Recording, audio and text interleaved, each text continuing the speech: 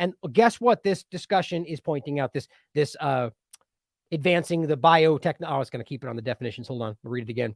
Advancing biotechnology and biomanufacturing innovation for a sustainable, safe, and secure American bioeconomy is using these problems. Right? So, we have energy crisis, food crisis. Well, not really. They've destroyed it all. And here's their solution. Well, let's build the bioeconomy. Doesn't that make sense to everybody? Is the perfect solution is just to reimagine our entire world in the same direction they've been telling you they want to do for 20 years? Totally, because that'll solve the food crisis and energy crisis. Well, they sell you on that idea to some degree, but the manufacturing of this can't be missed. So let's go through this. Oh, first I wanted to start with the definitions. It's interesting. There's a few in here that I'll point out at the end were, glaring omissions, but just so you know what these things are. Where is it? Right down. Here we go.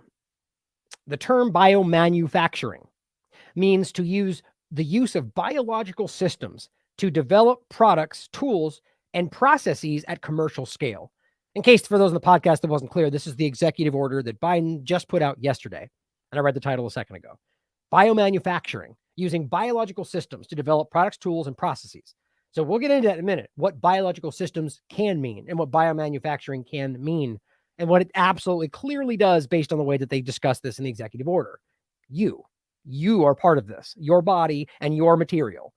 The term bioeconomy means economic activity derived from the life sciences, particularly in the area of biotechnology and biomanufacturing, and includes industries, products, services, and the workforce. So understand, when they talk about the bioeconomy, that includes the biomanufacturing, which includes the biological systems, and all of which includes your body, your genetic material, your blood, your all this stuff, which has already clearly been a focused on point, that we need those things to understand the genome and blah, blah, blah, blah. Well, we'll get into it.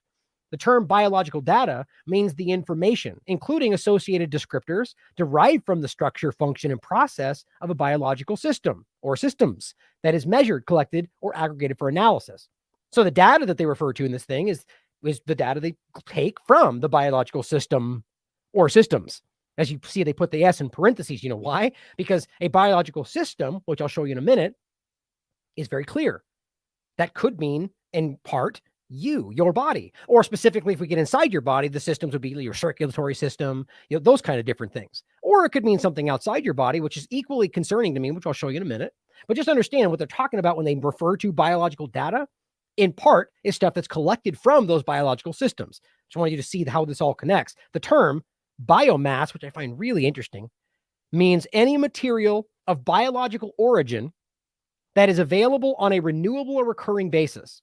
Examples of biomass include plants, trees, algae, and waste materials such as crop residue, wood waste, animal waste, and byproducts, food waste, and yard waste. Now, main thing there is they really sell this as the idea of energy, the biomass energy angle.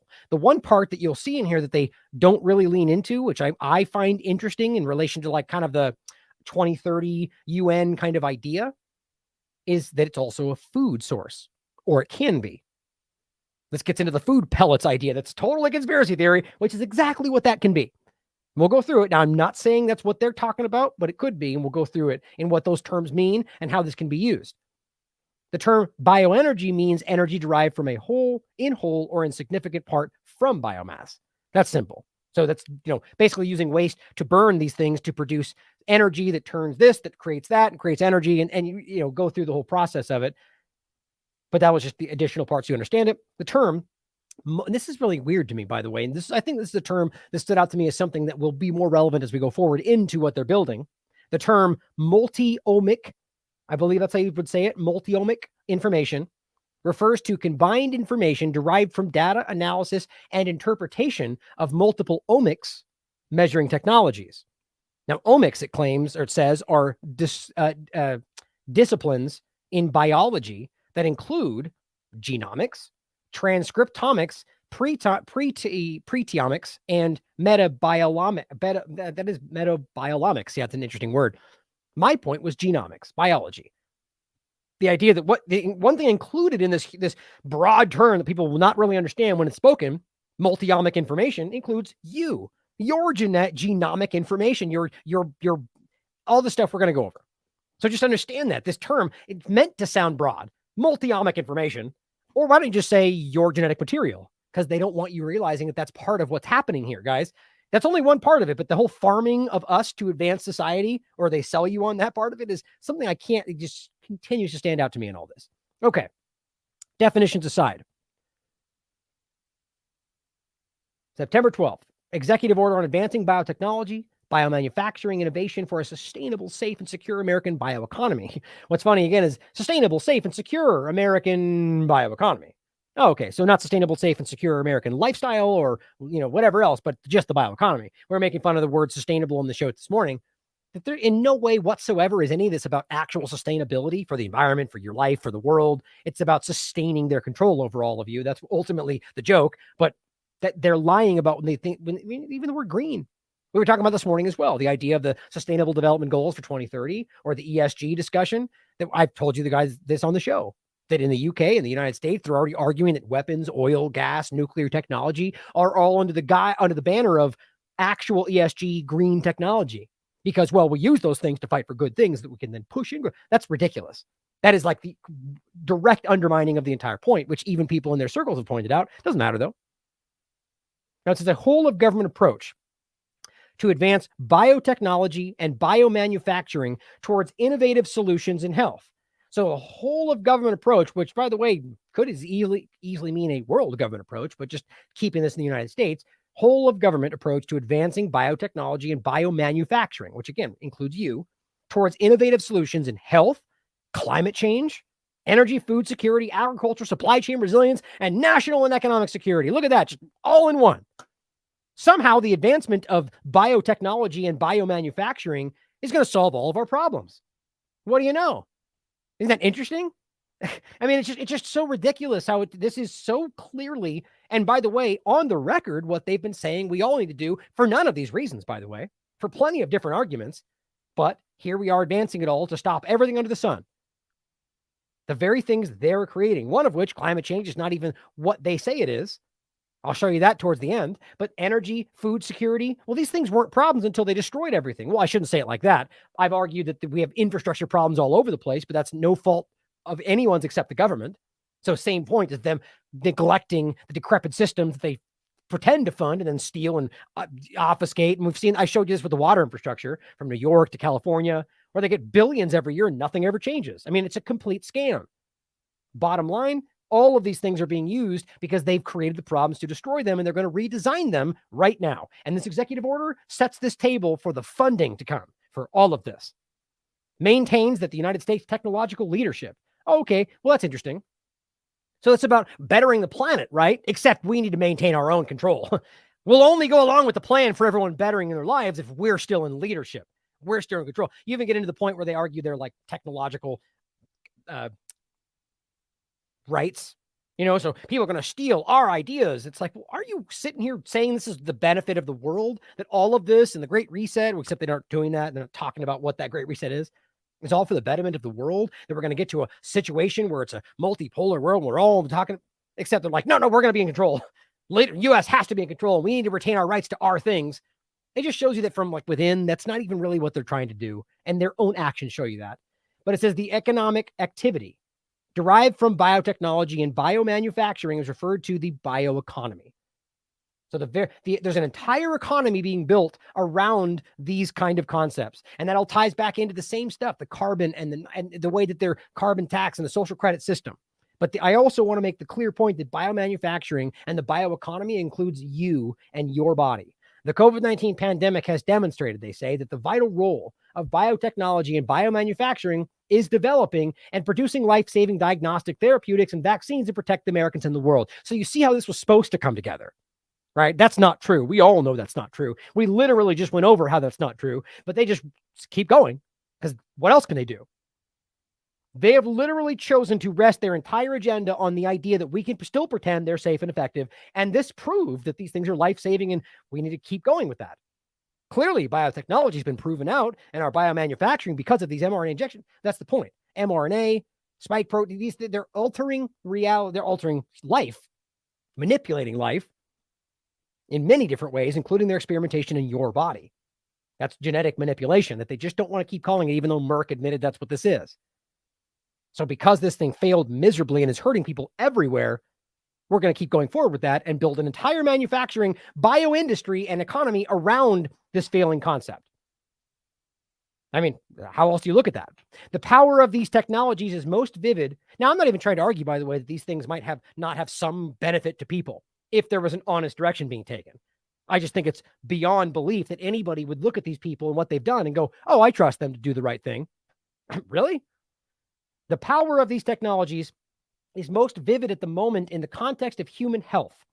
Of course. That's the World Economic Forum just put something out talking about how the new digital world is transforming health. Well, is that true? Or do they use the COVID idea, as they keep telling you, an opportunity to push in what they've already decided was going to happen, that most people, especially Americans, were pretty apprehensive about? The whole digital direction and the whole implantable direction and the whole thing they keep telling you is the future. As Klaus Schwab says, we're in the fourth industrial revolution, and that includes implantables and microchips and brain implants. Good thing Musk has control of Twitter now, right? Where was it? Right here. I'll play this at the end. Elizabeth Health Nut News points out that there's microchips already being implanted in companies' employees in the United States. It's already happening. I mean, you could argue they want to do that, but either way you look at it, here we go. That this is the direction that they told you was going to happen. And when in the beginning of COVID, we said this was something they were building towards, we were called crazy conspiracy theorists. And here we are. We're still wrong, though, because that's not why it happened. Of course. Well, remember, we didn't claim why in the beginning. We just said this is a logical extension of what they said was coming. And you guys said, no, you're crazy. And then it happens and you go, no, we need that for our safety. And you're still crazy. Just like vaccine passports, right? Fake news until we need them, and you're bad for not saying the same. It's baffling how people can find themselves in those positions. But it says, the power of these technologies is most vivid in the moment in the context of human health. Biotechnology and biomanufacturing can also be used to achieve our climate energy goals. What do you know? Improve food security and sustainability, secure our supply chains, and grow the economy across all of America. Well, the bioeconomy, of course, not the economy that you're used to. But the idea they're talking about here is how exactly does it reach our climate goals? How exactly does genetic manipulation, creating a bioeconomy, solve these problems? Well, because they argue, bioenergy, biomass, and we're going to burn these things and solve the problem. Well, that's a step, even if you think that's the right step, but it still needs adoption. People still need to use these things. We need to get rid. We're talking decades of transition here. And by the time we're going to go through different presidents and different administrations. This is a really ridiculous idea to say that this is just the one-stop shop and the direction is being cemented in right now. On top of the fact that I don't even believe that's what they're trying to accomplish. That's where my real point comes from. Energy goals, food infrastructure, food security, sustainability. None of these things, I believe, are even remotely connected to this. Do you know why? Because they've already proven out that genetically modified foods they've already pushed in have failed. That's the angle of this for food security and sustainability. Genetically modified. That's what they'll push even in this. Why do we keep letting this happen?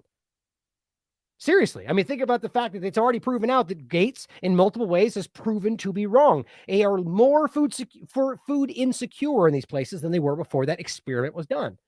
Just like with the COVID experiment, right? More people are ill and sick than they were before they rolled out the life-saving injection. What do you know? But it says it's our supply chains and the economy.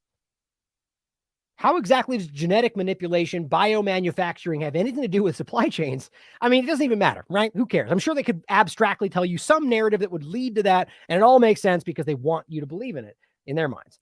For biotechnology and biomanufacturing to help us achieve our societal goals, the United States needs to invest in foundational scientific capability. There you go. We need money. We need your money. We need to reimagine the world for the benefit of everybody. We're building a utopia. We'll just fail to get there, of course, while we build into your technocratic panopticon. Good God, why can't I say that today? That's what it seems like, because they just want to sell you on this great flashy thing that doesn't even really make sense when you think it through, and that we just need your money to build it. Likely need to ask for your money anyway, first of all. But it says we need to develop genetic engineering. So the point would be this is just about getting you to go along with it in your mind, manufacturing consent. We need to develop genetic engineering technologies. Why we still think this is something we should allow anywhere is beyond me. And techniques to be able to write circuitry for cells. As we talked about this, the one part on the show today on AM Wake Up. Circuitry for cells and predictably program biology in the same way in which we write software and program computers. Well, what do you know? The conspiracy theory of the mRNA platform is fleshed out in a White House executive order. How is that possible? I thought that was fake news. Oops, not anymore. Now we're allowed to talk about it because they said they're doing it. You know what I mean? Like, this is I'll bet you people on Twitter that haven't read this and just gleaned the things they saw on whatever CNN will still pretend that's fake news because they thought they were supposed to.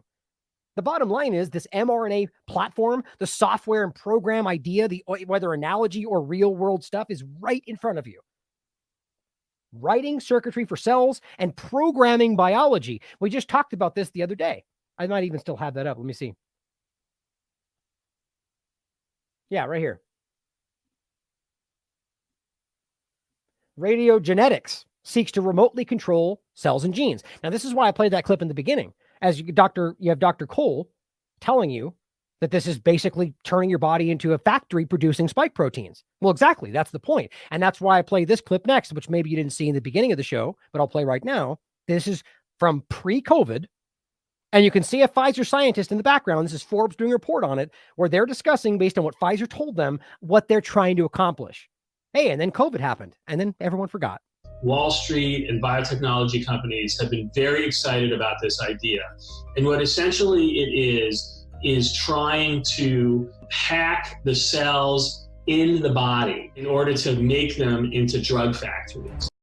Yeah, that sounds great, right? I mean, clearly, it seems like that's what's already happened. This is why I believe we've been experimented on. And there's a lot of things we should be asking, whether the self-spreading Omicron spike or rather, whatever, maybe it is specific to Omicron, since whatever happened in Botswana that nobody wants to rectify or discuss.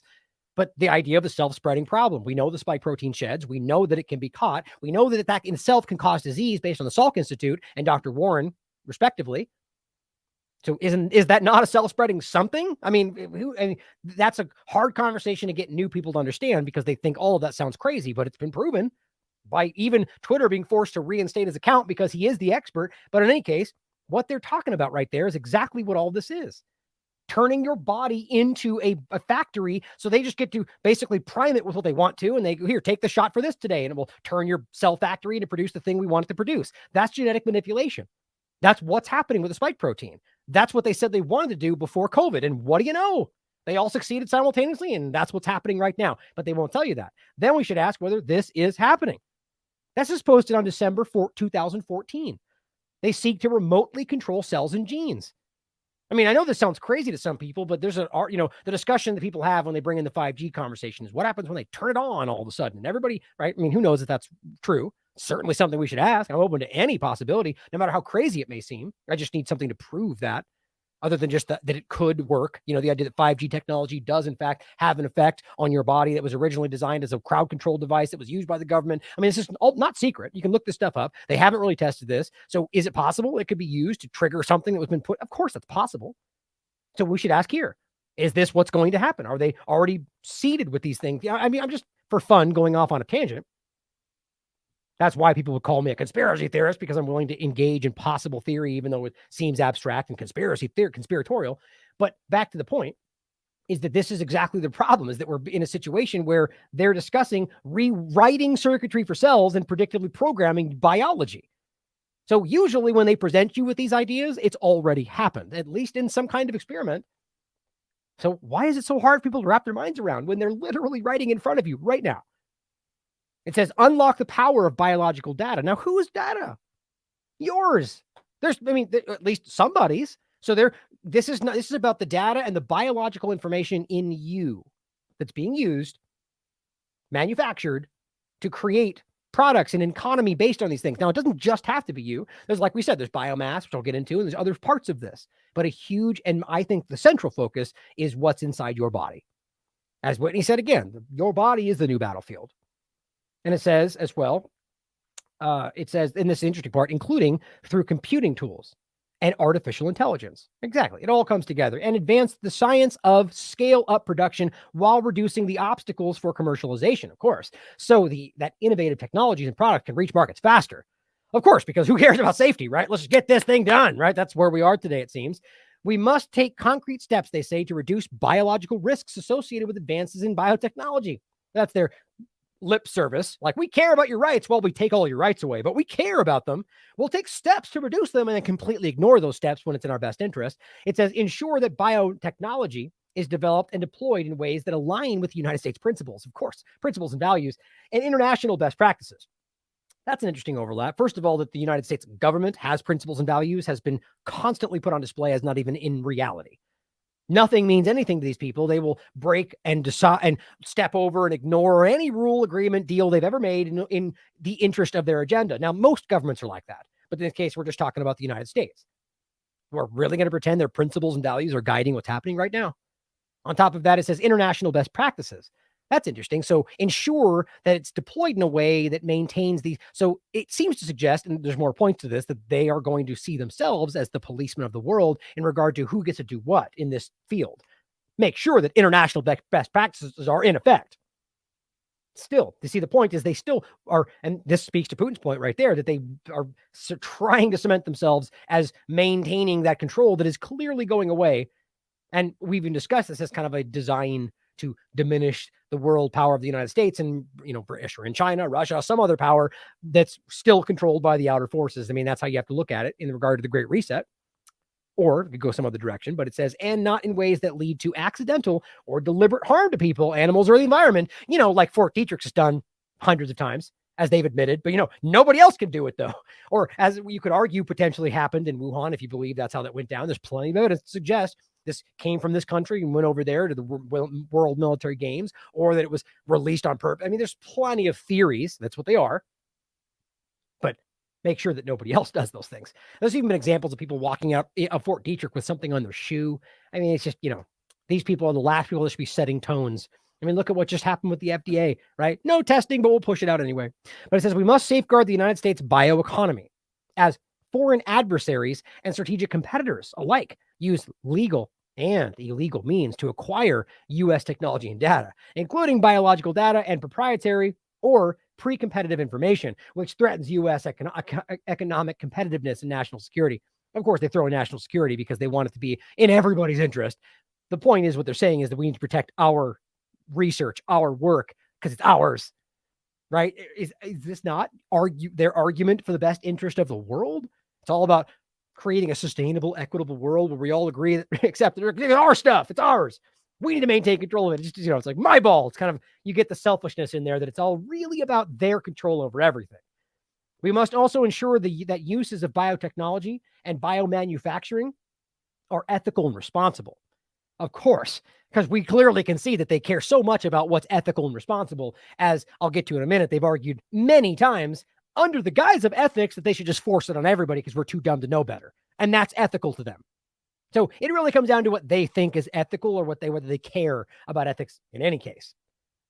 But as long as they claim we're going to write down that 101-3, that we're going to make sure that these are responsible and ethical.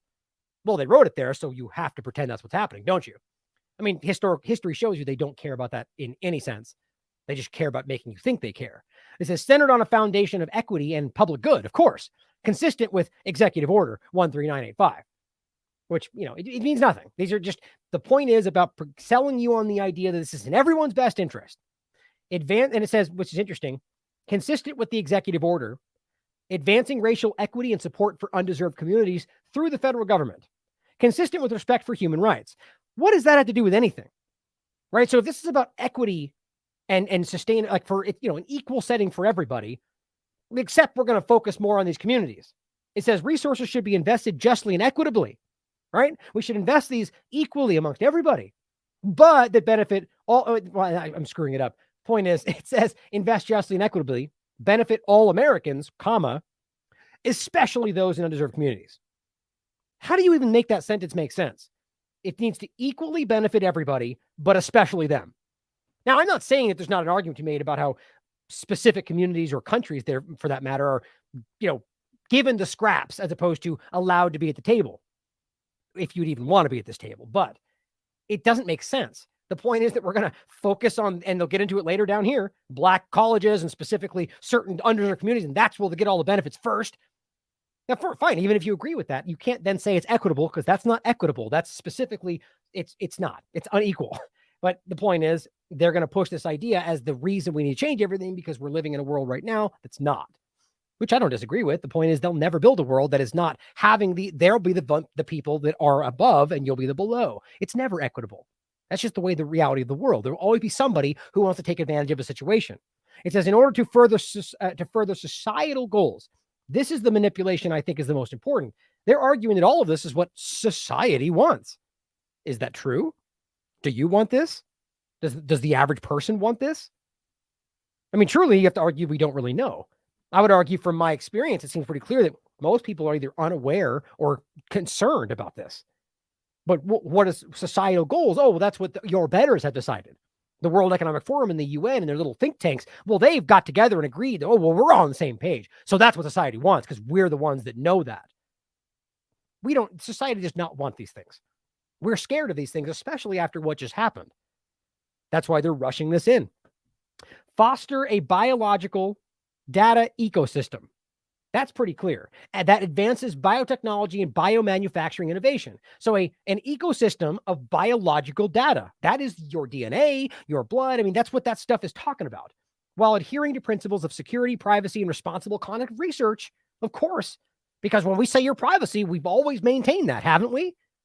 Except when they broke it there and lied about it over here and let that sold to that company over there. But they swear this time, we promise it'll be private. Except right there. Yeah, as always, there'll be a reason and an asterisk. Okay, well, oops, they've hacked us and now it's out there. The bottom line is this is never going to be that way. These people have proven that they are not trustworthy. This is about using your data to progress whatever weird experimentation and direction they're trying to take, even if they want to pretend that's from some greater good. Adhering to what they claim is security for them, privacy, probably of their agenda, responsible conduct of research, really? Like Wuhan, like anything else that's still going on right now, whether you call it gain of function or EPPP, that's still happening. That's not responsible even remotely. That is dangerous, as plenty of people have come to realize. And not for anybody's benefit other than themselves. Also, that people have come to realize. Improve and expand domestic biomanufacturing production capacity and processes. Biomanufacturing. So domestic. That means the manufacturing of the biological systems, or rather the use of the biological systems in the context of biomanufacturing. It's still the same point. The biological data ecosystem is what they're pointing at. So what does that really mean? I mean, truly, I don't even know the full breadth of what this is describing, but it's concerning as hell to me that we're literally outlining, at least in part, that our bodies, our internal material is part of this ecosystem. That scares the crap out of me, guys, to be quite honest, because this is more on the surface than I thought this would be. It says improve and expand domestic biomanufacturing production. Now, yes, it could be producing plenty of other things, but I want us to remember that includes you. Boost sustainable biomass production and create climate-smart incentives for American agriculture producers and forest landowners. Great. So that's where it starts. Don't forget. We're going to incentivize you, right? You get extra things if you do these things we want you to do that go against your best interest, of course, like we're seeing in Dutch farmers and anywhere else. But then, of course, once they don't do that, because most of them won't, they go, well, you lose if you don't do this. Then it becomes, you have to because you're killing grandma or whatever. And that's what incentives for American, this is crazy. Why does the government have any say over what any of these growing, specifically the organic and smaller farms, have to do? It's private property, right? Because they've created a world where they are now able, in their minds, to step over these things and say this is for everyone's best interest for 2030 or whatever. And blame Putin, of course. Train and support. Oh, well, the one thing was the biomass. Let's just point at that real quick. We haven't even gotten to the other part, I don't think. I don't think so. I'll come back to it if we didn't. The biological systems part. But biomass. This says biomass can help us sustainably produce electricity, right? And that's the main part of this, the biomass energy. But it says here, and in many other places you can find this, biomass is also uniquely a source of human food and animal feed. Now, that doesn't have to be concerning. Maybe that's just a weird connection, tangential. But there's a lot of these previous discussions about, food deliveries, food pellets, or things like that when these situations present themselves, because I don't know, the population's out of control and we can't feed ourselves, whatever their narratives are. And that's been put forward. That's been posited more than once. So it's weird that they're transitioning away from these systems that produce, organically grown meat and food and whatever else to say, well, we're going to produce biomass, which partly does include the idea for human food. Here is the the look of these things, at least in the wood pellet concepts, and this is part of the energy idea, but just gives you a good idea of what we're talking about. But it says a plant-based material used as fuel to produce heat or electricity. Now it says, where was it? Biomass can be used as fuel directly. Some people use words biomass and biofuel interchangeably. Others, where was it? I swear I had this highlighted. Oh, wait, maybe it's, or maybe not. I think I maybe closed the other one since I had this one. In any case, there's plenty of examples you can find where they make the point that you don't find anywhere in this document that biomass also does include a source of human food. Just something to think about. Back to this. Boost sustainable biomass production, climate smart incentives, train and support a diverse, skilled workforce and a next generation of leaders from diverse groups, because that always matters when you're talking about skilled employees, right? They're skilled, but make sure they're different colors, right? To do the skilled jobs, because that matters for skilled positions. I mean, this is just virtue signaling. Now, of course, it matters if there are entities out there that are ignoring the better skilled worker because of their ethnicity. Well, of course that matters. But does it matter to make sure that they're all multicolored at the expense of who's most skilled? I mean, there's a lot of examples out there. I think we were just looking at one. I mean, it's pretty obvious that's what's happening, at least in this administration. But it says to advance biotechnology and biomanufacturing, right? Because diverse groups are all about advancing biotechnology, right? I mean, those two things don't make sense together, except the fact that it's for them, it's everything all over the place. And I argue that them is the government because it's an agenda. Clarify and streamline regulations in service of a science and risk-based, predictable, efficient, and transparent system to support the safe use of products of biotechnology. Right, because the word streamline obviously sounds like safe and effective, right? Let's rush through this. Let's make sure it's as fast as possible to make sure it's safe and effective. Dangerous things for your safety. It's all over the place. Now, yes, you could use streamline in a different way. There's other examples in this discussion of how they're talking about making it faster. So it's not just my take on it. They make it clear other places in this that it's about we need to get this done quickly for the benefit of everybody. Well, they don't seem to care as much about safety anymore. Secure and protect the United States bioeconomy by partnering with the private sector. So now they're securing the economy they're building based off of you and working with the private. This is one gigantic public-private partnership. Everything, the country, and other relevant stakeholders, not you, understand, to jointly mitigate risks to protect technology leadership and economic competitiveness. None of that has to do with you. Stakeholders are people like we're talking about in the world, the global stakeholders. You don't have any stake in what they're doing. They've made that very clear. That's not my opinion. The global stakeholders are the business, the heads of industry and the political leaders, and that's what they're talking about. And why do they want to do that? To mitigate risks, to protect the leadership. Not you, not your safety, not your life, not the economy, but them and their competitiveness of that economy. To engage, this is secure to protect the United States bioeconomy by engaging the international community to enhance biotechnology R&D cooperation in a way that is consistent with U.S. principles and values. So again, you see the idea that there are clearly putting forward the idea that they're going to be kind of policing those, what they see as their projected principles and values, but of course, only on the bad guys, right? We can't allow the bad guy countries over there to do things we don't agree with. And if we do, then we're going to argue we have a obligation to do something about it. That's where this always leads to. And that makes it much more clear in a moment.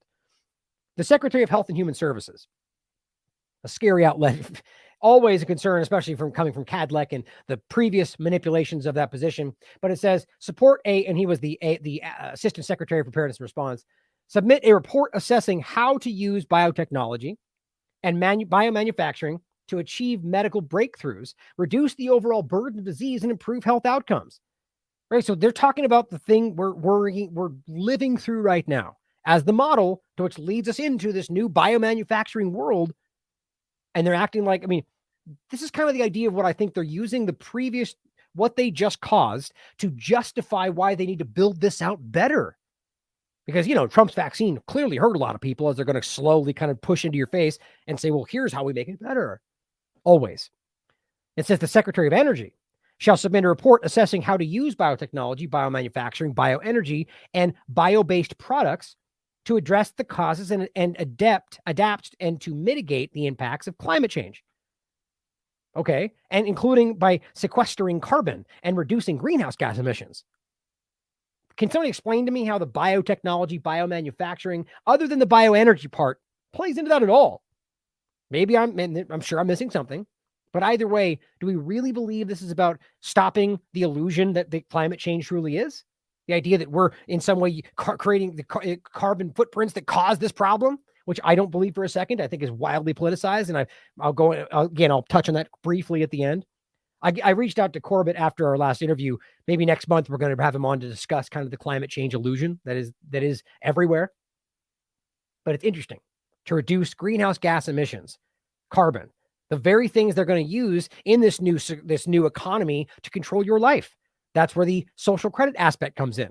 The Secretary of Agriculture shall submit a report assessing how to use biotechnology, biomanufacturing for food and agriculture innovation. Like what every single aspect of your entire government is now redirecting itself. Why exactly? Because they have created what they think is the justification to do this. Submit a report assessing how to use these things for food and agriculture innovation, including by improving sustainability and the land conservation, which of course the government cares nothing about, as we've seen by the BLM burning. I mean, there's like many examples. Increasing food quality and nutrition. Yeah, exactly. We've seen where that's going. Increasing and protecting agricultural yields, think about that argument.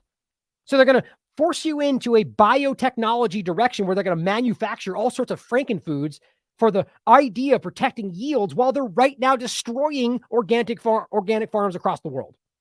That seems honest. Protecting against plant and animal pests and diseases and cultivating alternative food sources. Look at that. Now, maybe that would mean the bug discussion, or maybe that means biomass. Maybe that means mass-produced pellet-type food that can be given to people in an emergency, of course. It's not that far-fetched when you really think about it. There's been books written about this stuff. But on top of that, pests and diseases. How do they do that? Of course, by manufacturing GMO mosquitoes and everything else. That's exactly the problem. All of this is the problem. Every direction they're leading you in has already been shown in many ways to not work and be dangerous. Or at the very least, they're just testing it out on you now. The Secretary of Commerce shall submit a report assessing how to use biotechnology and biomanufacturing to strengthen the resilience of the United States supply chains. I mean, you could argue of all these things, the supply chains were not really having a problem until they created a problem. Doesn't mean they couldn't have been improved. But I don't understand how biotechnology has anything to do with supply chains unless you change what is being supplied. And there's the catch. But it says each report specified in subsection A of this section shall identify opportunities, of course, for public-private collaboration. Each report. That means literally every one of these HHS, health, the energy department, the food, all of them now have to make their own report and identify opportunities where they can collaborate with private organizations. Yeah, fascism. We're literally outlining how we can overlap with the entities of large corporations with the government so they can better your life. Because surely that's worked out in history, right? Within 100 days, develop a implementation plan to implement the recommendations in this report. So that's how fast this is going to happen. 100 days from now, they need to have plans ready for how they're going to roll this out. Because we all want this, right? Do we vote for this? Input from external experts regarding potential ethical implications or other societal impacts. And this is where they do the whole thing where they go, yeah, send in your information and we'll look it over, as they've already made their plan and it's already being implemented right now. It's already happening. That's what you're seeing. It's already being controlled and started. But go ahead and let us know what you think so we can pretend to care about that. Environmental stability, sustainability, and environmental justice. Within 2 years of the date of this order, they shall report on measures, all of them, all the groups they mentioned, on measures taken and resources allocated to enhance biotechnology, biomanufacturing, consistent with the implementation plan described. So 2 years from now, this is already done, and they just need to be producing reports on how this is going, how the resources have been allocated to enhance these things. I mean, it blows me away that this is set to be done before Biden's even out of office.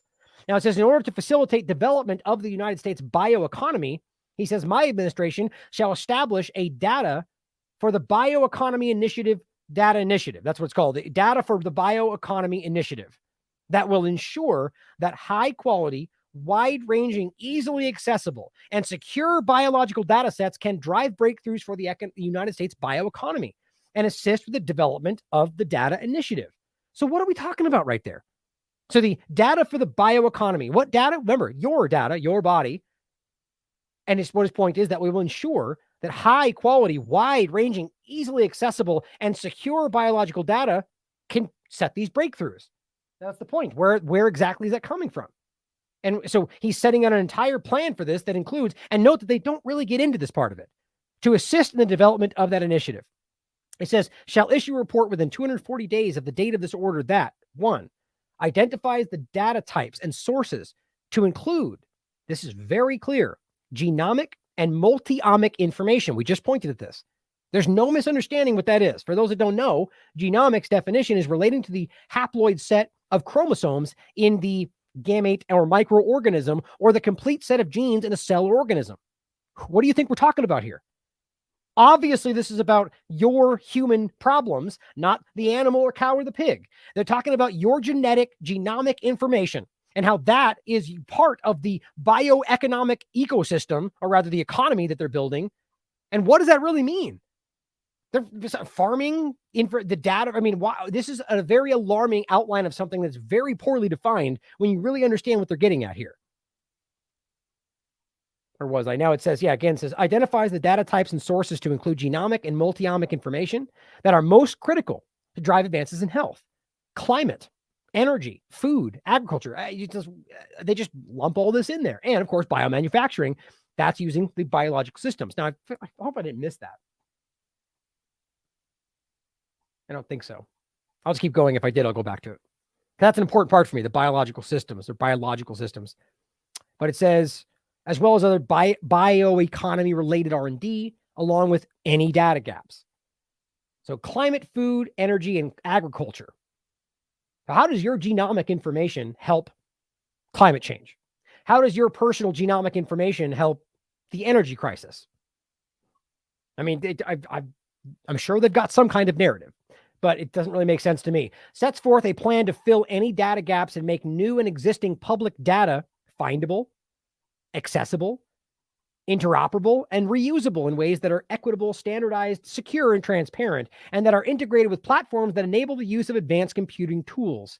Identifies security, privacy, and other risks. Of course, they always include that. Outlines the federal resources, legal authorities, and actions needed to support the data initiative, which we just discussed, of your genomic data and other things, and achieve our goals outlined in this subsection with a timeline for action.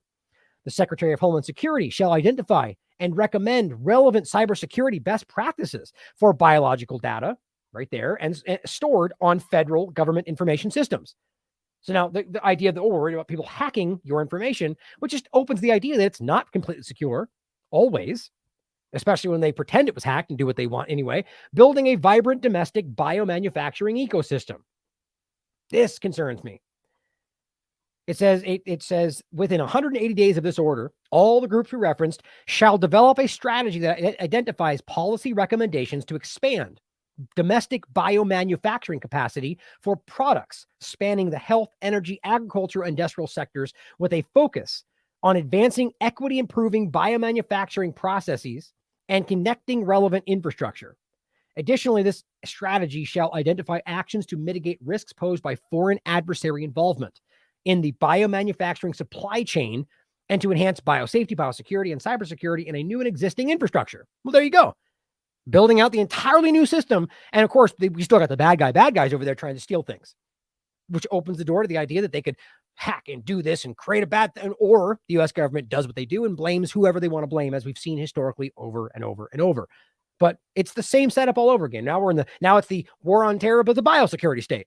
You still got the evil foreign adversaries out there trying to do bad things, which is not necessarily not true. There's always people out there trying to take advantage, but guess who's one of them? Your government. Now it says the Department of Defense shall incentivize the expansion of domestic, flexible, industrial biomanufacturing capacity for a wide range of materials that can be used to make a diversity of products for the defense supply chain. Why the Department of Defense is even remotely involved in this is because we're talking about bio defense. We're talking about biological weapons. We're talking about, like, the same reason we point out that these injections are really biowarfare programs. That's what they're talking about. Same point. They're using your body, your genetic material, to drive forward their experimentation. Let me see. I feel like I want to stop here and find that real quick. Hold on. Department of Defense shall. Hold on.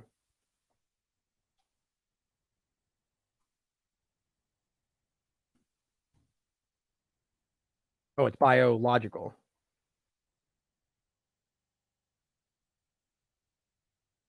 systems. let's see. Oh, maybe it is just all the way at the end. See, I always screw myself up when I shouldn't. All right, let's see. Where was I? We got a lot more to go over.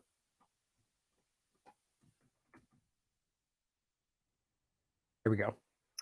So it says the Department of Defense shall incentivize the expansion of domestic flexible industrial biomanufacturing capacity for a wide range of materials that it can use to make these different diverse products for a defense supply chain. Because we all care so much about the defense supply chain, right? The shipping and selling of weapons to bad people around the world. Within 1 year of the date of this order, the Secretary of Agriculture shall submit a plan to the President to support the resilience of the United States biomass supply chain for domestic biomanufacturing and bio-based product manufacturing, while also advancing food security, environmental sustainability, and the needs of undeserved communities. Of course, include programs to encourage climate-smart production and the use of domestic biomass. So on that end, it would be the energy part of it. But it's interesting. Why are these communities underserved? Excuse me. I didn't mean it. Underserved is what it says. Why? Well, because of the government. So it's not like we as the American people were like, screw those communities. These are the government actions that have created the problem they're now using to argue these people should be given these things first. Probably a test in my mind. Now, since it's at the end and I was talking about it, let me make this clear.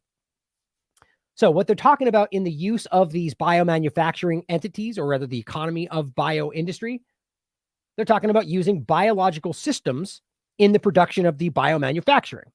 Now, here's one example. A biological system, sometimes simply referred to as a system, is a group of entities or organs that work together to carry out a particular task. It is a biological unit of the body or of an organism. So there's no real misunderstanding this. When they're talking about using biological systems to create the biomanufacturing economy, they're talking about biological entities. That's you. It could be plants. It could be animals. But part of it, beyond a doubt, is you for the whole direction of the body and the mRNA and the DNA and everything that's the focus of all of this. So they're literally talking about using your genetic material as the base for their new economy. One particular example, of course, is the cardiovascular system. I just think that's first one I point out. Doesn't mean it's relevant, but it's interesting to see that's a problem everywhere. But here's another example. A biological system is a complex network which connects several biologically relevant entities. Examples of biological systems at the macro scale are populations of organisms. On the organ and tissue scale, like your body, in mammals and other animals, examples include the circulatory system. So however you spin this, we're talking about life. We're using life as the economy. Come on. This is next level alarming.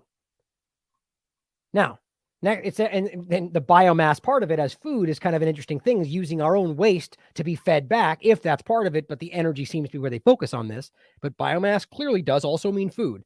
Enhance coordination with industry on threat information sharing. Of course, the overlapping, the threat sharing information, like we see with the, FBI and these different groups, and they've removed the barriers. They can share information. It's just a worldwide kind of concept when we're talking about using international infrastructure and the whole problem. Vulnerability disclosure and risk mitigation for cybersecurity infrastructure risk to the United States bioeconomy, including risk to biological data and related physical and digital infrastructure and devices. Right, we're only concerned about losing control of that, not whether it actually overlaps with your personal problems, ethics, and your body and the legal barriers there. Of course not. The United States government shall expand training and education opportunities for all Americans in biotechnology and biomanufacturing. Right, because this is not some, slow transition. This is like, tomorrow we're going to turn in this direction and you all have to do it anyway. So we're just going to open up all sorts of funding and training so everybody feels this is the new direction. This is coaxing you into this direction. This is not voted on. This is just a decision that was made, but beyond a doubt was influenced by outside forces, literally outside this country. That's not even secret. Think tanks and groups, the World Economic Forum, the idea that this is the new direction for 2030 and the whole damn thing, and saying we have to do this for the benefit of everybody. So they're going to say tomorrow we're going to shift. That's what this is in part. And we're going to just train everybody for the new thing, right? Learn to code, right? Now it says this plan shall also include a focused discussion of historically Black colleges and universities. So explain that to me. tribal colleges and universities, minority serving institutions, and the extent to which agencies can use existing statutory authorities to promote racial and gender equity and support underserved communities, consistent with the policy established in Executive Order 13985. Right. Because we know it's important to deal with historically Black colleges in the interest of bioeconomies and biotechnology. Are specifically Black people more interested, have more background, have more genetic material? I mean, there's nothing about that makes sense other than virtue signaling that we're good people because we're making sure Black people get the first opportunity. Well, isn't that insulting? As a Black person, do you feel you need special treatment? I mean, this is in and of itself, these actions are always, to me, racist.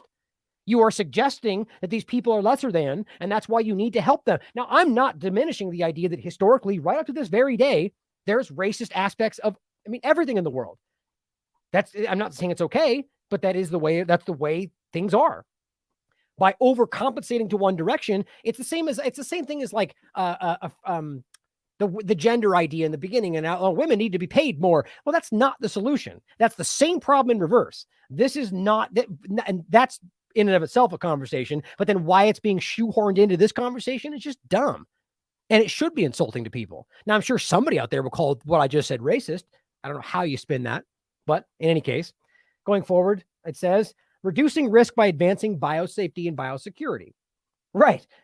It's like saying reducing risk by doing dangerous experimentation. It makes perfect sense. The United States government shall launch a biosafety and biosecurity innovation initiative. Right. So the same people that are doing dangerous experimentation and claiming it's for your benefit are going to collect every so often and go, are we still going to do that? Yeah, we're still going to do this. Okay, we're good. Which shall seek to reduce biological risks associated with advances in biotechnology, biomanufacturing, and bioeconomy. Like they claimed they were doing with gain of function research and, everything else that they later went, oops, we made mistakes, even though there was no mistakes made. They'd made deliberate actions and covered it up by malfeasance, however you want to look, or rather by ignorance. They'd always be rather seen as incompetent than criminal. So that's what these things are. Not my opinion, historically accurate. Maybe they've changed their ways. I am jaded. I don't believe that's the case. Established by the Secretary of the HHS, because, they're honest. Use federal investments in biotechnology and biomanufacturing to incentivize and enhance biosafety and biosecurity practices and best practices throughout the United States and international research enterprises. Again, the international overlap there, which I don't know why they think they have influence over that. But find federal investments, so your money from your pocket, in these aspects, they're going to use them in these aspects, which you didn't vote for, to incentivize and enhance, or rather what they're arguing is to use that money to drive people into these fields while claiming what we're doing is incentivizing what we think is the right direction and then calling that safety and security and best practices because it's what we want done. So we're going to incentivize that. Again, call me jaded. Historically speaking, this is what it always turns out to be. Measuring the bioeconomy. Within 90 days of the date of this order, the Secretary of Commerce, through the director of NIST, of course, a very trustworthy organization, shall, in consultation with other agencies as determined by the director, of course, industry and other stakeholders that you don't get to be talked about, the powerful people that are driving all of this as appropriate. So again, just, I guess, sometimes create and make publicly available a lexicon for the bioeconomy with consideration of relevant domestic and international definitions, whatever that means, and with the goal of assisting in the development of measurements and measurement methods for the bioeconomy that support uses such as economic measurement, risk assessment, and the application of machine learning and other artificial intelligence, which is the whole point. Right. So we're going to roll out all of the guidelines for how we're going to let artificial intelligence decide what's right for us.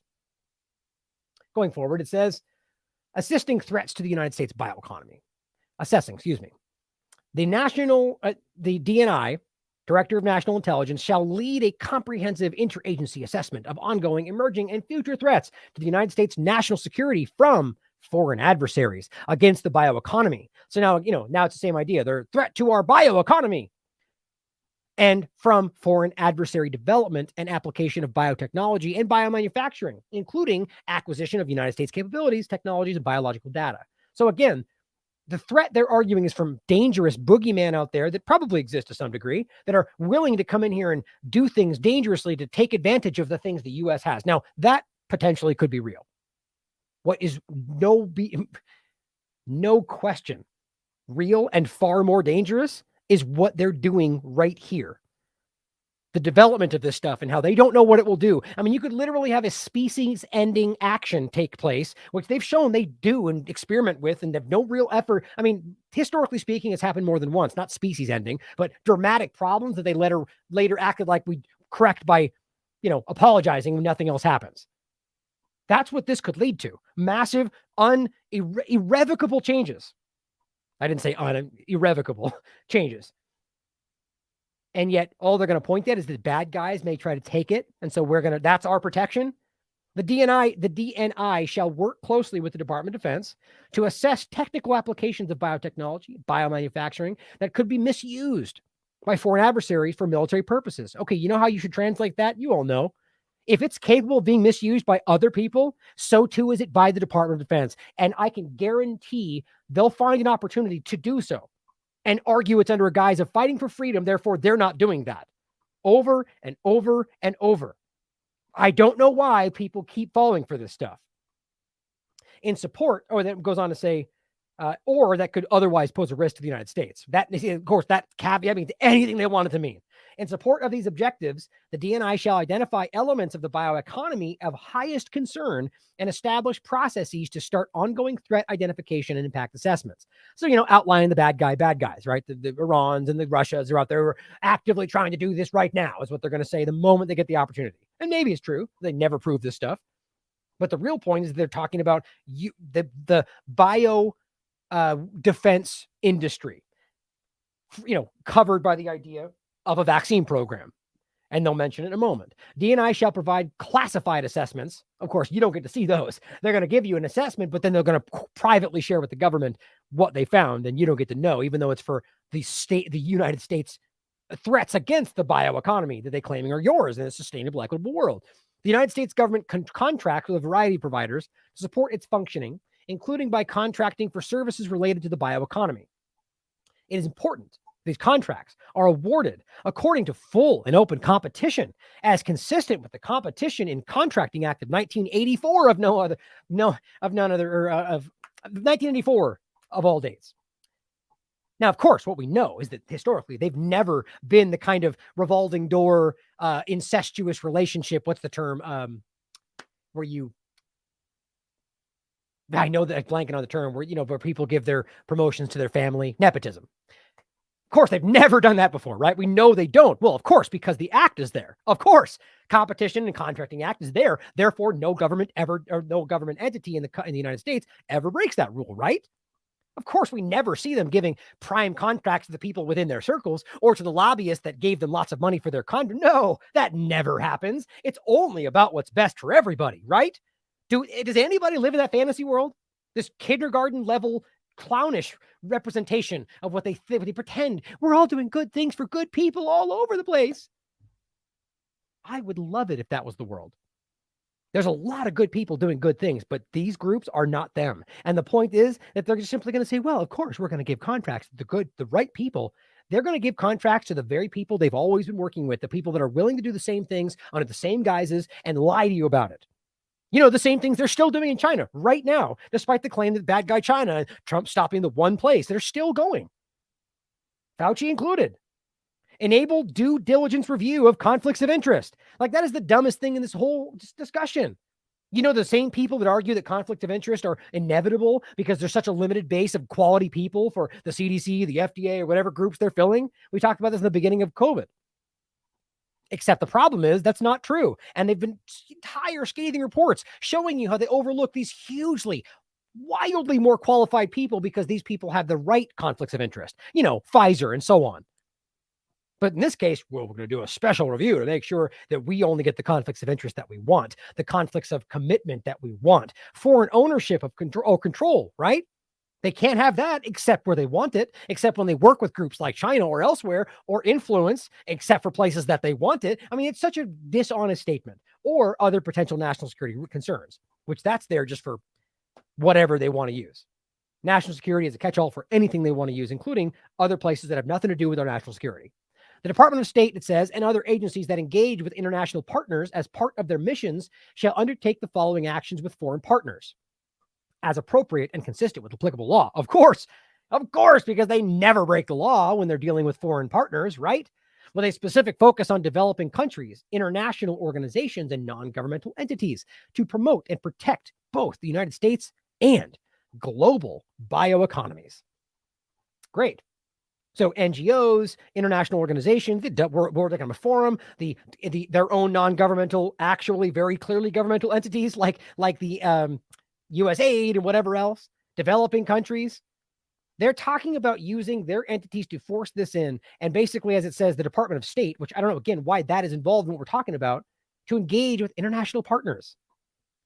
This is, in my opinion, when they're talking about developing countries, is strong-arming entities into this being their direction too, and protecting and promoting the United States first and foremost, and then the global bioeconomies that are also the real point, the global bioeconomies. Enhance cooperation, including joint research projects and expert exchanges on biotechnology R&D, especially in genomics. Don't miss that. That's important.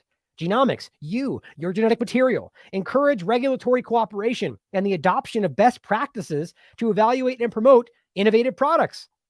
So I kind of see that as being our things are good, theirs are bad, right? Best practices, the innovative products we're creating, even though the other countries are going to call them a secret, a cover for bio defense programs, which is usually what they are. They're good things for us, but when they make something, even if it actually is just in their best interest, it's going, oh, it's a dangerous weapon.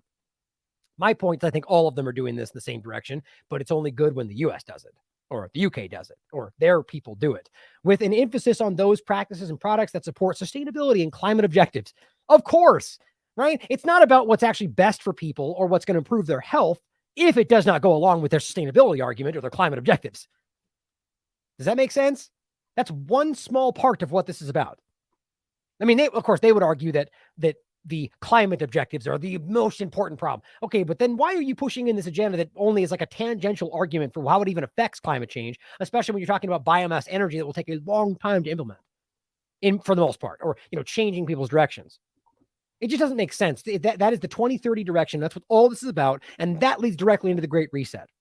Work to promote the open sharing of scientific data, including genetic sequence data. Of course. Do we really believe the US government's going to do that in return? Is it going to be reciprocal? Well, no, they're talking about the open sharing of your genetic data. The very thing they've acted like they weren't really stealing until they admitted that they were, and it was being sold and used, testing and so on. Israel got caught doing the same thing. But now they're just kind of saying, it's for altruistic reasons, right? We're all going to agree. We're all on the same page. Let's openly share our genetic data, except you're going to do it and we're not, to the greatest extent possible in accordance with applicable law and policy. Of course. Genetic sequence data, that's pretty obvious, guys. They're looking for your information, everybody's information, and that will be the basis as the biological systems, which build the biological manufacturing, as the basis for this entirely new bioeconomy. Now, I believe that's the basis entirely. But of course, they'll include things like plants and animals and different stuff too. But I believe it's about you and your body. Conduct horizon scanning to anticipate threats to the global biosecurity. Right. So when we've jumped past whether this is even a potential threat to you, and we're just on the guard already for other threats to stopping this from happening. Right. It's like the boosters the new Omicron variant shots all over again. Are we worried about how this could be potentially dangerous or abused? Of course not, because they're good guys, right? But we're already putting up sentries to stop the threats from stopping us from doing this, including you.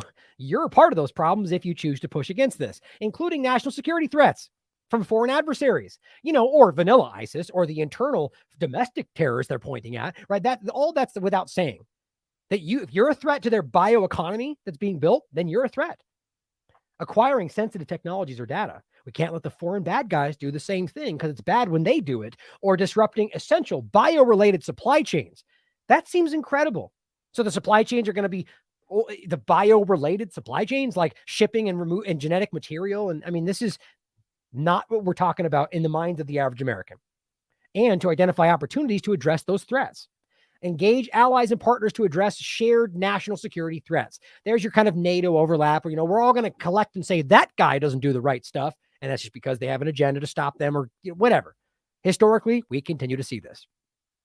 Develop and work to promote and implement biosafety and biosecurity best practices, tools, and resources bilaterally and multilaterally to facilitate appropriate oversight for life sciences, dual use research of concern. You remember what that is, right?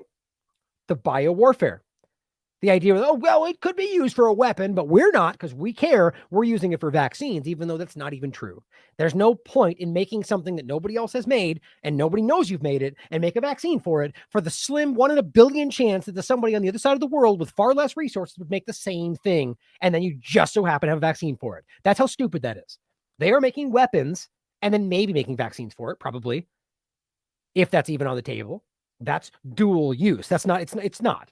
This is a manipulation. So what they're saying is develop and implement practices for doing the same things we're doing now that were moments ago called out by Rand Paul, called out by plenty of people as the dangerous process that it is.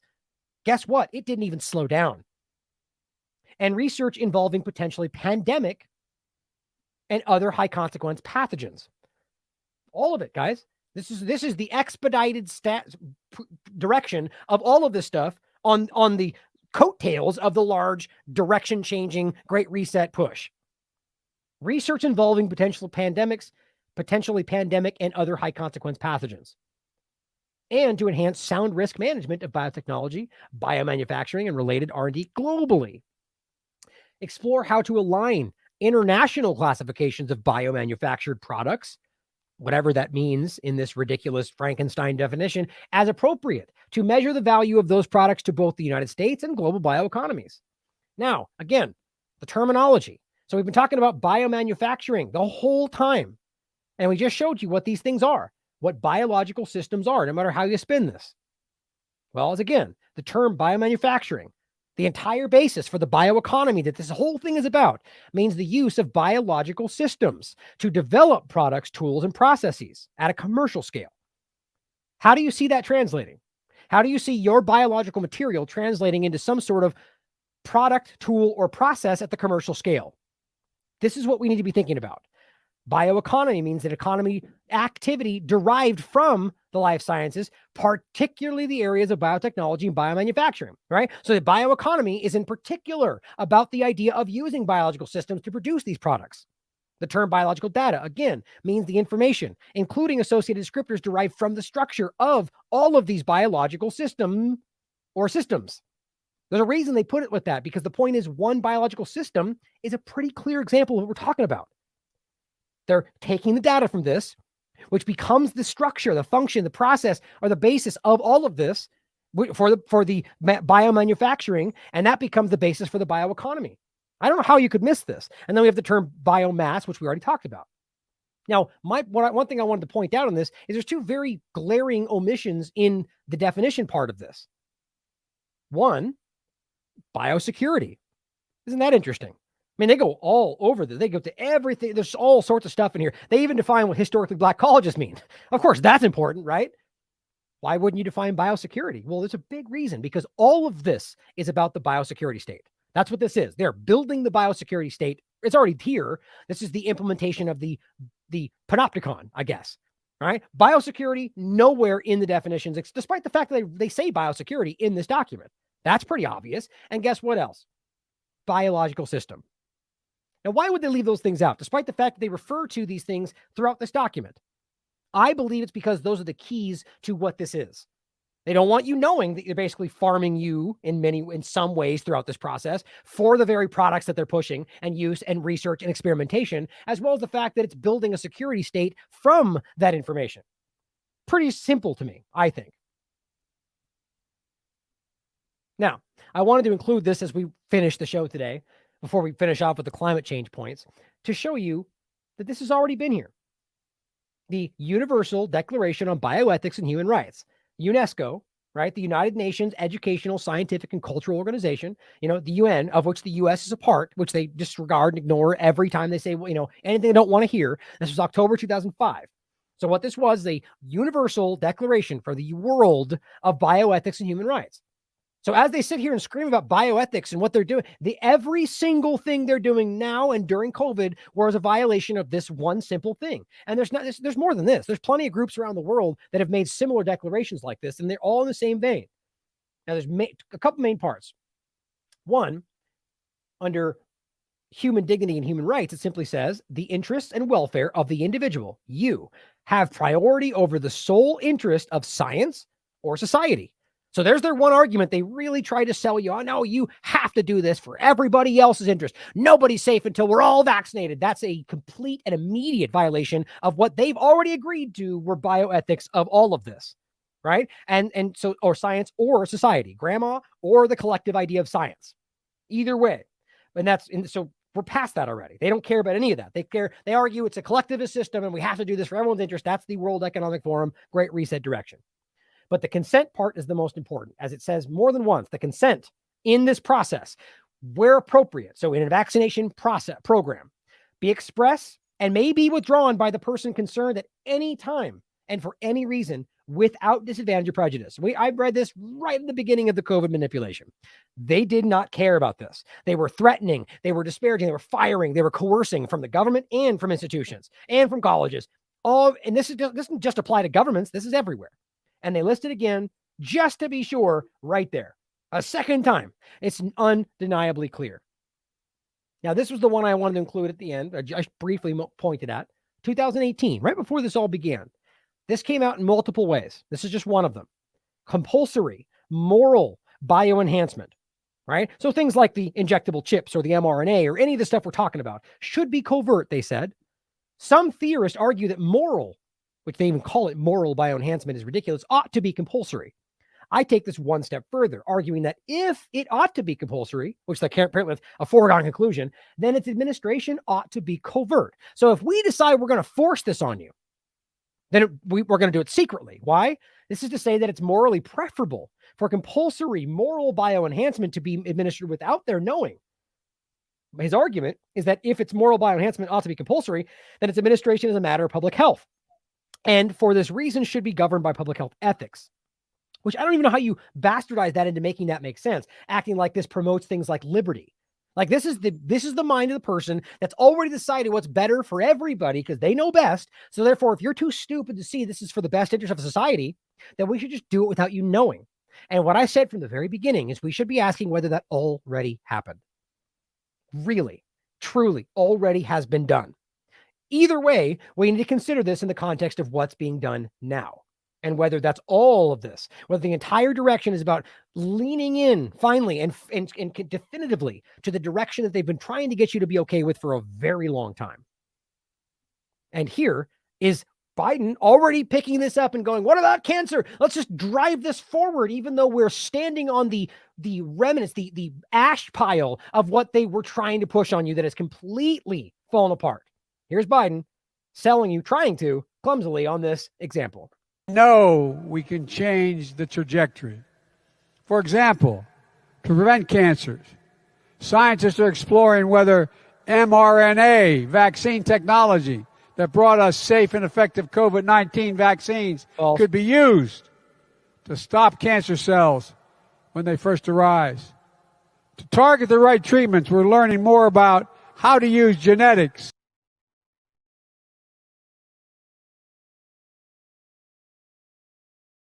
Well, what do you know about that, right? What an interesting overlap that happens to be coming out right when they push this idea. Well, how about the idea that cancer has been stopped by many different things over the years that they don't want you to know about? Whether we're talking about the ground parsley, for crying out loud, it's been shown to literally by peer-reviewed science have a very strong effect. The chemicals in it, actually, the chlorophyll, I don't even know what's in there. But the point is that cannabis, in the same light, cannabis across the board is shown to have dramatically strong effects on all sorts of cancers, serious and otherwise. Or what about like SEACT? Or I could go off for an hour about all the things historically that have been shown very clearly to have some very real effects, at very least dramatically better than chemotherapy, which currently, or I should say last time I investigated it, there's multiple different ways and directions and types of cancers and pills versus radiation. Point is, all said and done, about a 3% success rate. That is not a joke. Easy to look up. And the bottom line is that doctors get an incentive for using it. It's one of the only classifications of drugs where doctors get a direct cut of the profit when they use them. Chemotherapy. It's not hard to look up. Do you think that's an incentive? We saw it with COVID-19. It's the same damn thing. My point is these things don't work and they push that. And look, the things we associate with cancer, like the balding head or hair falling out, the sickly nature, That is by and large the chemotherapy. And many people die from chemotherapy. And most people, if live long enough after chemotherapy, have it come back. They usually stop looking at it about 4 months, and they call it whatever word they use when it's done. And most people get it 6 months later. This is all in research you can look up. Either way, or how about just the idea of, fight breast cancer, awareness. All that money goes to what? Making pins and talking about something that everyone is well aware is there. In the single percentile digits of the money goes to actually finding solutions. You know why? Because there's no money in solving these problems. There is an endless pit of money in treating them. But let's just make mRNA injections that clearly worked a moment ago, right? Safe and effective COVID vaccines. Don't we all know that? This is what they're doing. And they roll out the guy who can barely tie his shoes to scream at you about why you're doing the wrong thing. And the climate change direction, which was seeded throughout the entire document we just went over, is also part of this manipulation that I'll briefly. Oh, wait. Oh, you know what? I completely forgot that I pulled that out. I ended up adding way too many tabs to it. That was why. So I'm going to come back to the client. I've already discussed that in plenty. So we're going to finish off then again. Sorry if I got your hopes up for somebody to get into that, but I've gone over it many times. The idea that this is not new. Right? Here's Biden pushing the mRNA technologies for cancer. Also, don't forget, they've already tried to make this for cancer many times. So they didn't learn anything new here, guys. They failed again. They're just pretending this was a success. And the data is showing all of that. People just are plugging their eyes and stomping their feet as their children die and calling it something else, which I can't even understand how it's happening. Well, here is a World Economic Forum presentation. Thank you, Anglo-Saxon Abroad, for posting this from 2015. Explaining how to change the human genome using mRNA.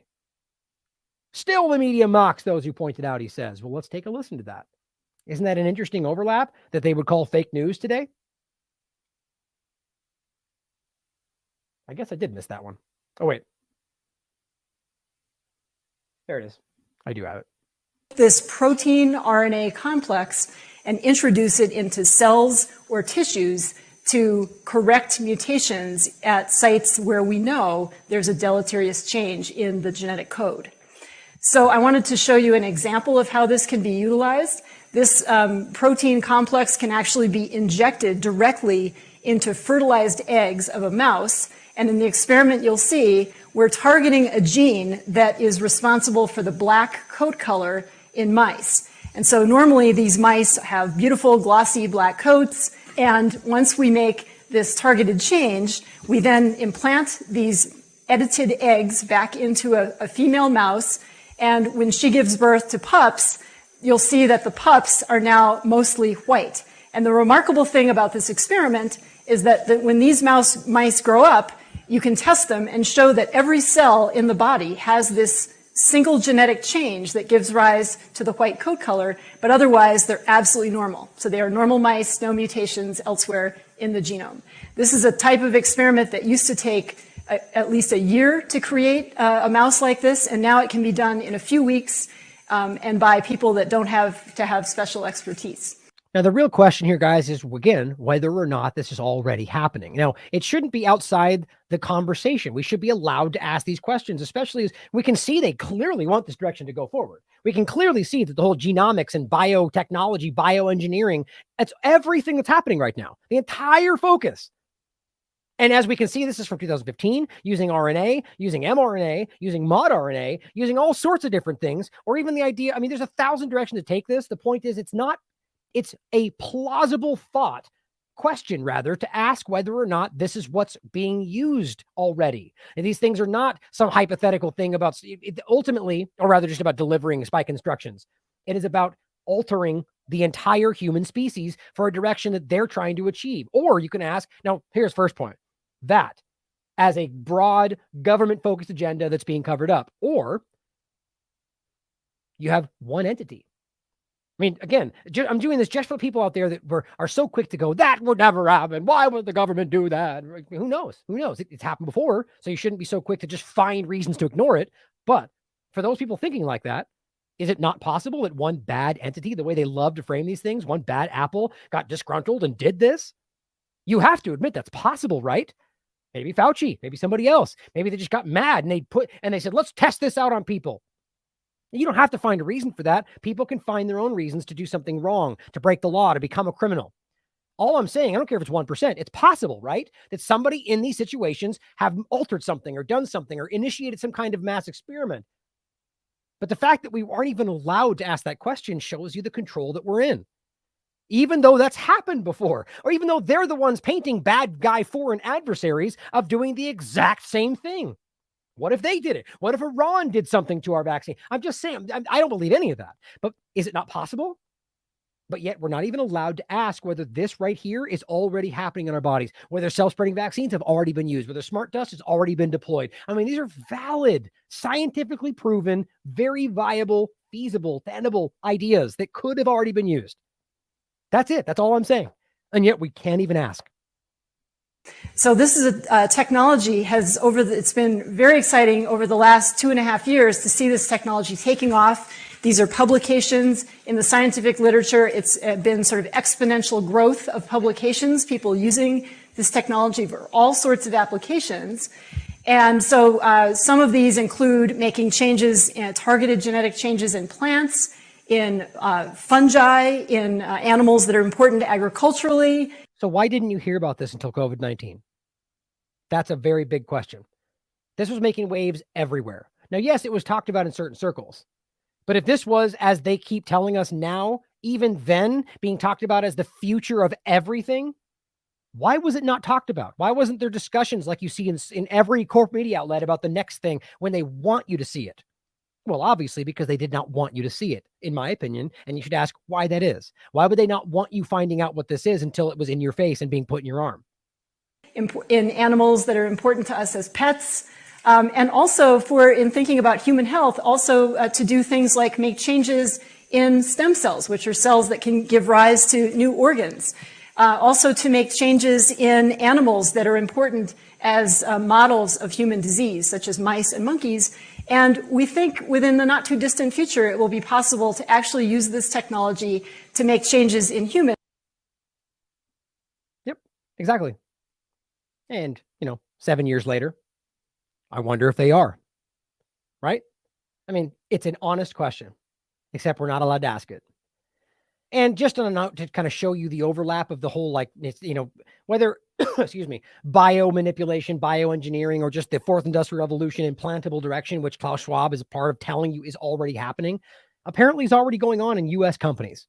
As she points out, companies will be microchipping their employees in the United States, according to Good Morning America. I'll play you the clip. They'll be calling it a chips and salsa party. And this is the first company yet. They say more could follow. I mean, this is exactly what was called fake and ridiculous, as always, right up until it's being literally put in your hand. It's a big move at an office that could change the way a lot of Americans work. A tech company in Wisconsin is offering to implant tiny microchips into its employees. Not just no. The chips could allow people to unlock office doors, make purchases. Rebecca, come on here. So many questions about this, Robin and Michael. Good morning. We asked a lot of them. This is the first American company to ever try this. 1 week from today, many of the employees, including the CEO, will voluntarily have the microchips implanted into their bodies. And they're calling it, I'm not kidding here, a chips and salsa party. Now this, and I don't think this is even a new clip. My point was simply showing you that this is happening and that this is being done. And if you talk about it now, it's still fake news, even though this has been ongoing in Sweden and other places for a while. And the part that I always laugh about is the idea that these chips they show you are gigantic. I mean, seriously, look, you could do the exact same thing with something that is the 10th the size of a piece of paper.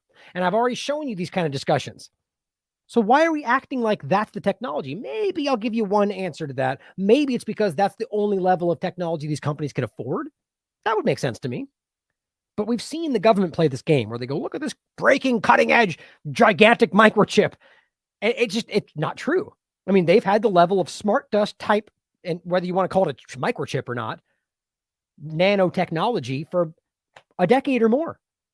More. I mean, I think it was 2007 or before. I think 2007. It was 2004. I forget the date. The point was we've seen the symposium of people talking about this. It's been around for a decade when they talked about it. This has been there. It's happening now. Now, why they wouldn't be incorporating this into their actions and why that's not being talked about, despite that being viable and used for decades, is very concerning. As I've always pointed out, when they're not talking about something, that's where the news is happening. That's what's going on right now. So especially when they go, you can't talk about that thing. Okay, now you can talk about it. Well, when they didn't want you to talk about it was when it was important.